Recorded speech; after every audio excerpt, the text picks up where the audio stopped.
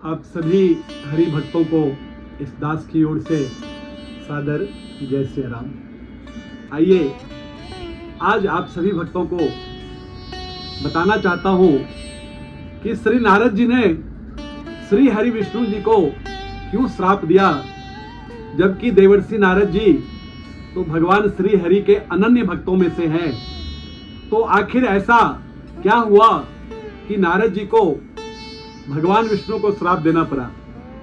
एक समय की बात है, श्री नारद जी कामदेव को जीतने की वजह से हिमालय की पहाड़ियों में जाकर और तपस्या आरंभ किया, और काफी कठोर तपस्या करने के बाद उनका तपस्या पूर्ण हुआ और उन्होंने अपनी कामनाओं को जीत लिया। इस विजय गाथा को श्री नारद जी सभी देवी देवताओं को आकर के सुना रहे थे।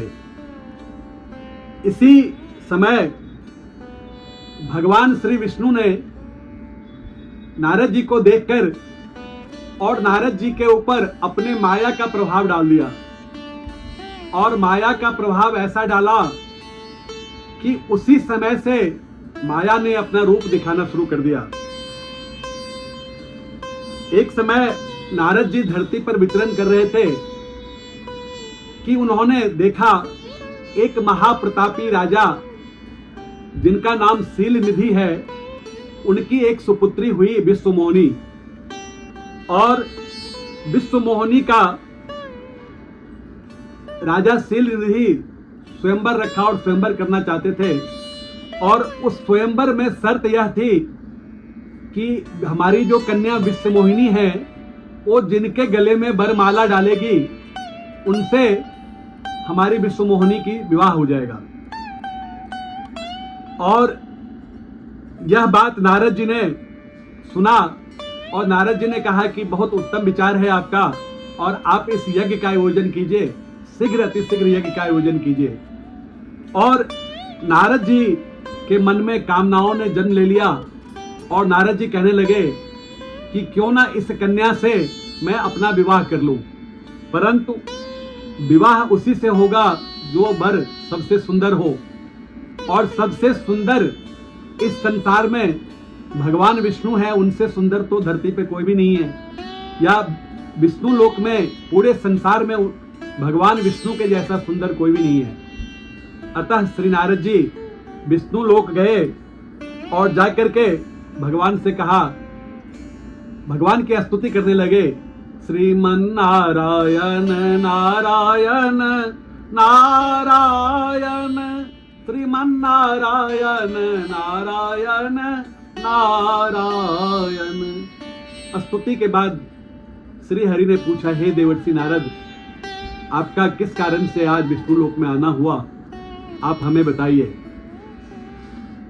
देवर्षि नारद ने प्रभु को सारी वृतांत बताई और कहा, हे प्रभु, अब मैं गृहस्थ आश्रम में अपना जीवन बिताना चाहता हूं और विवाह करना चाहता हूं, अतः आप मुझे अपना रूप प्रदान कीजिए ताकि मैं इस स्वयंवर में भाग लेकर के और विवाह कर सकूं।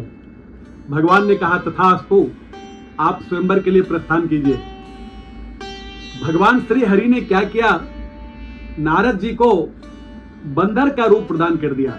बंदर का रूप धारण करके नारद जी गए, और नारद जी जा करके उस सभा में पहली पंक्ति के पहले स्थान पे बैठे, और उन्होंने अपने मन में क्या सोचा कि जैसे ही विश्वमोहिनी आएगी तो सीधा वरमाला मेरे गले में डालेगी, क्योंकि मेरा रूप तो भगवान श्री विष्णु का रूप है, और श्री विष्णु जी से सुंदर तो इस संसार में कोई नहीं है।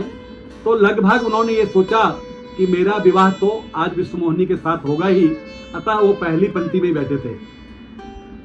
और जब स्वयंवर आरंभ हुआ तो विश्वमोहिनी जी आई, और आकर के पहली पंक्ति की तरफ वो गई भी नहीं, उनका ध्यान भी उधर नहीं गया, और बीच की पंक्ति में भगवान श्री हरि विष्णु जी बैठे हुए थे। श्री विष्णु जी को जाकर के विश्वमोहिनी जी ने गले में हार डाल दिया, जयमाल डाल दिया, और भगवान का विवाह उनके साथ हुआ।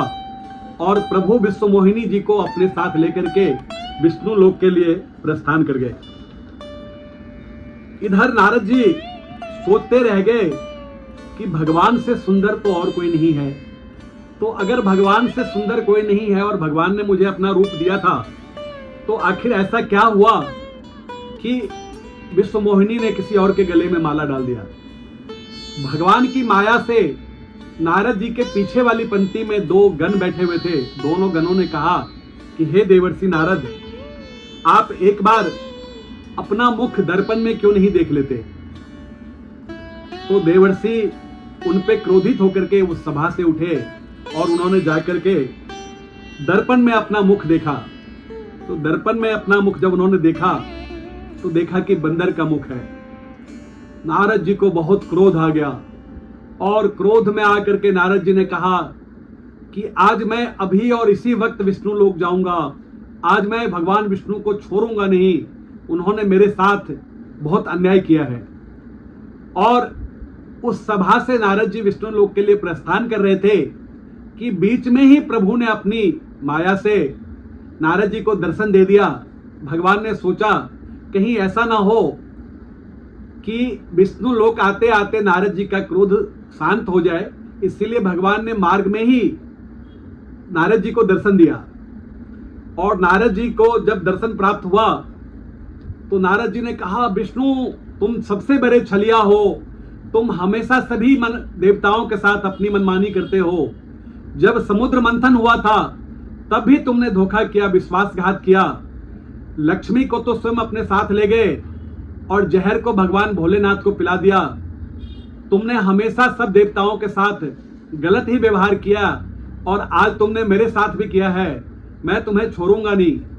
जाओ, मैं तुम्हें श्राप देता हूं कि जिस पत्नी के वियोग में मैं तड़प रहा हूं, उसी पत्नी की वियोग में एक दिन तुम्हें भी तड़पना होगा और इस धरती पर मनुष्य का रूप तुम्हें धारण करना होगा। और तुमने जो मुझे रूप दिया है बंदर का, यही बंदर और भालू तुम्हारी सहायता करेंगे, जिससे तुम पुनः अपनी पत्नी को प्राप्त कर सकते हो। जाओ, मैं तुम्हें श्राप देता हूं। और वृखा न होय देव ऋषि बानी, यह नारद का श्राप है, ये कभी मिथ्या नहीं हो सकती। और नारद जी ने क्रोध में ना जाने क्या क्या भगवान को कहा। फिर भगवान ने क्या किया, श्राप मिलने के बाद भगवान ने अपनी माया को नारद जी के ऊपर से खींच लिया। और जैसे ही माया नारद जी के ऊपर से उतरी, ऐसे ही नारद जी प्रभु के चरण पकड़ लिए। प्रभु त्राहि माम त्राहि माम त्राहि माम त्राहि माम शरणागतम त्राहि माम शरणागतम। हे प्रभु, ये मैंने क्या अनर्थ कर दिया। हे प्रभु, मैंने क्या अनर्थ कर दिया। हे भगवान, मुझे क्षमा कीजिए। हे करुणा निधान, मैं अपने सारे श्राप से आपको मुक्त करता हूं। मैं अपने सभी श्राप से आपको मुक्त करता हूं। परमात्मा, मुझे क्षमा कीजिए। भगवान विष्णु मुस्कुराए और उन्होंने कहा, नारद, आपने श्राप मुझे दिया नहीं है, ये अपनी स्वेच्छा से मैंने श्राप लिया है। मुझे आने वाले समय में पृथ्वी पर जन्म लेकर नरलीला करनी है और उस नरलीला को करने के लिए ये श्राप आवश्यक था। अतः ये श्राप मैंने आपसे लिया है और आपने ये श्राप मुझे दिया नहीं है, ये श्राप मैंने आपसे लिया है। नारद जी ने बहुत शोक व्यक्त किया। नारद जी ने कहा, प्रभु, मेरे से बहुत गलती हो गई, मुझे क्षमा कीजिए। तो भगवान ने कहा कि ठीक है नारद, आप जाइए और भगवान आशुतोष जी का नाम जप कीजिए, उससे आपकी आत्मा को कल्याण मिलेगा। और इस तरह से देवर्षि नारद आगे को चले गए और भगवान अंतर्ध्यान हो गए और भगवान अंतर्ध्यान होकर के विष्णु लोक आ गए। यह कहानी ये बताती है कि भगवान अपने निकट भक्तों से जब जो जैसा काम चाहें वो करवा लेते हैं। परमात्मा सर्वोपरि है, परमात्मा से बढ़ के कोई नहीं है।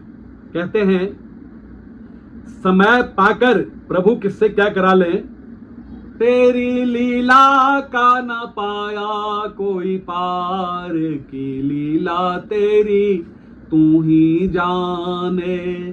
तेरी लीला का न पाया कोई पार की लीला तेरी तू ही जाने।